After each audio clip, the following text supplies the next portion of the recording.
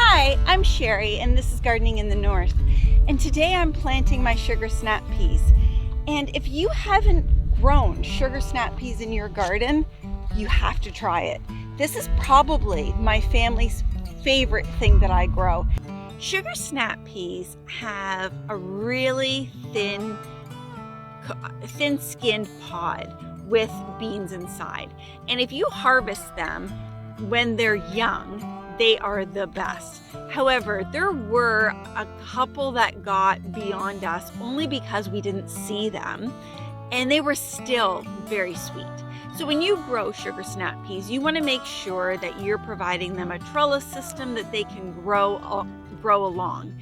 And so last year we grew our sugar snap peas along our pool fence, and I did that purposely so that no matter where you were when you were in the backyard, whether you were in the garden or the pool or wherever, you could actually just walk over to the fence and pick a handful of them and snack on them and go about your business.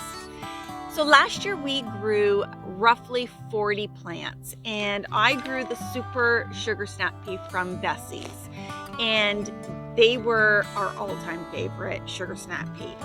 This year we're going to be doing these as well, but we're also going to be doing a sugar magnolia tendril from Baker Creek. And these ones are purple. So we've never done these ones before, and I thought it would be really cool to grow both the green and the purple sugar snap peas on the pool fence again, so that it would give it a little bit more color. So what I've done is I've taken 40 of the seeds, so 20 of each variety. I placed them into water. I did this roughly 5 hours ago.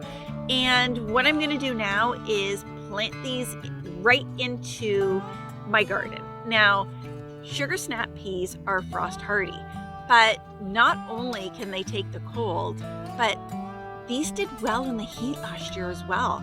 We had sugar snap peas well into the summertime, and they just kept growing.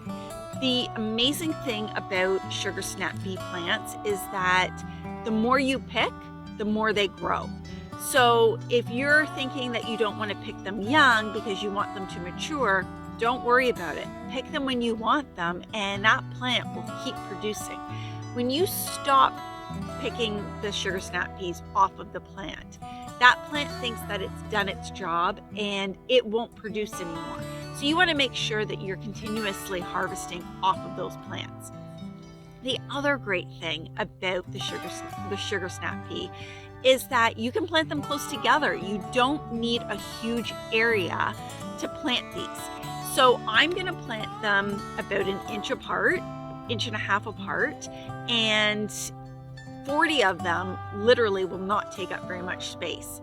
Now, if you don't have a garden area to plant them, but you want to grow these, you can grow these in a container as well. You just have to make sure that you're providing them a trellis system.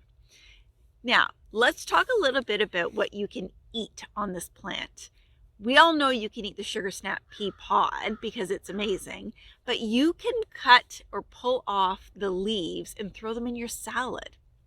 And when you're done with the plant and you're done harvesting, you can actually cut that plant and cut it up into little pieces and saute it with a little bit of butter and garlic and salt and pepper, and it is amazing.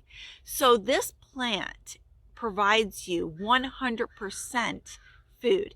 There is nothing about this plant that is a waste, and it provides nitrogen wherever you plant it.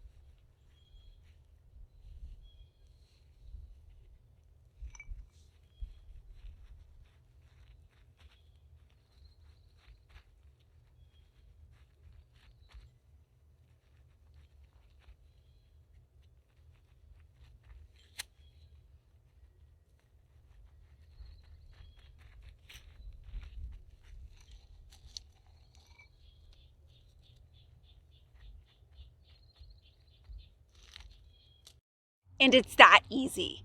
So before I sign off, I wanted to touch quickly on my Egyptian walking onions and to tell you a little bit about them. So let's take a look first, and then I want to tell you something really cool about them.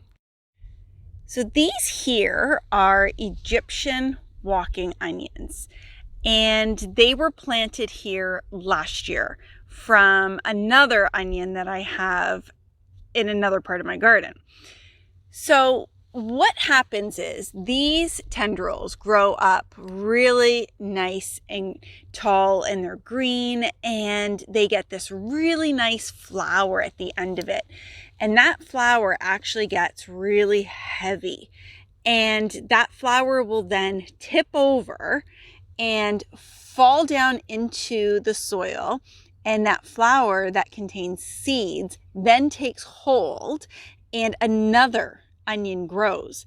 So eventually what you would have is you would have an onion, an onion, an onion, and an onion, and they would just keep going until you actually cut the flowers off of them. So the really cool thing about Egyptian walking onions is that they're perennials.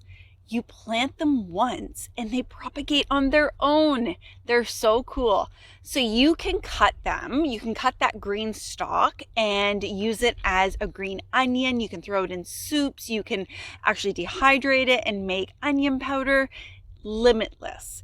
And you plant once and harvest for years. Thanks for spending time with me.